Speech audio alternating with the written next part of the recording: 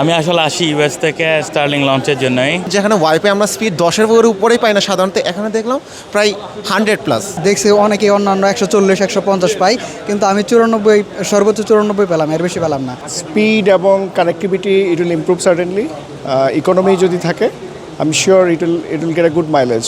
বাংলাদেশে এই প্রথম স্টারলিংক ইন্টারনেটের ব্যবহার পরীক্ষামূলকভাবে চলছে বাংলাদেশ ইনভেস্টমেন্ট সামিট 2025-এ হোটেল ইন্টারকন্টিনেন্টালে। এখানে যারা অতিথিবৃন্দ রয়েছেন তারা এই সেবা ফ্রিতে নিচ্ছেন।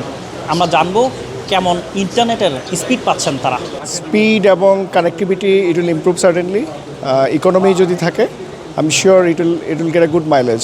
এখানে আসলে তো আমি আসছিলাম স্টার্লিং ইউজ করতে, কারণ সবাই বলছিল আজকে এখানে ইন্টারকন্টিনেন্টাল ট্রায়াল চলছে, সবাই বলছে একটু ট্রায়াল করে দেখি। আমিও আমার বন্ধুদের বলছি দেখে এখানে ঘুরতে আসছিলাম। তারপরে দেখছি স্পিড যথেষ্ট ভালোই আছে। যেখানে যেখানে ওয়াইফাই আমরা স্পিড 10-এর উপরেই পাই না সাধারণত, এখানে দেখলাম প্রায় 100+। স্পিডের সাধারণত বলতে গেলে অন্যান্য ওয়াইফাই চাইতে ভালো। তারপরে যুগোপযোগী বলতে চাই, কারণ বাংলাদেশে এখনও অনেক জায়গা আছে যেখানে এখন নেটের স্পিড ঠিকমতো পাওয়া যায় না। বিশেষ করে আমার বাড়ি ময়মনসিংহ, আমি দুয়ার উপজেলা বাসিন্দা, আমি বর্ডার এলাকাতে আছি। দেখা যায় ওখানে মাঝে মধ্যে নেটের স্পিড পাওয়া যায় না।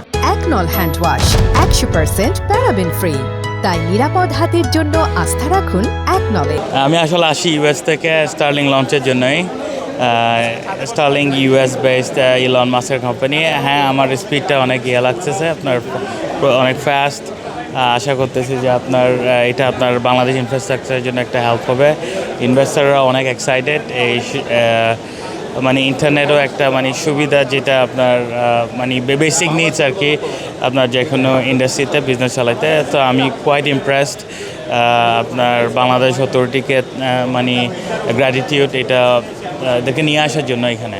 আমার তো ব্রাউজিং খুব কুইকলি হচ্ছে, কোনো বাফারিং হচ্ছে না। আপনার বিজনেসের ক্ষেত্রে এটা আপনার অনেক প্রফিটেবল মনে হবে আর কি।